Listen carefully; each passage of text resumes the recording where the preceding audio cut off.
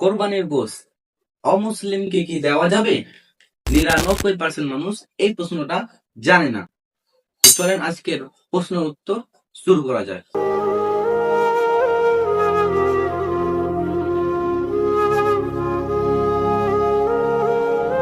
প্রথম প্রশ্ন হলো, কোরবানির গোশত কি অমুসলিমকে দেওয়া যাবে?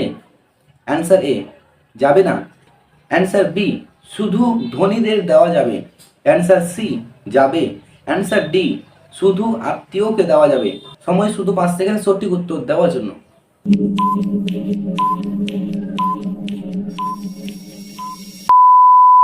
সঠিক উত্তর হলো অ্যান্সার সি, যাবে।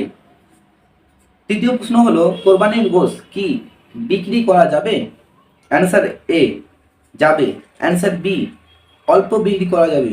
অ্যান্সার সি, শুধু গরিব হলে যাবে। অ্যান্সার ডি, যাবে না। সময় শুধু 5 সেকেন্ড সঠিক উত্তর দেওয়ার জন্য।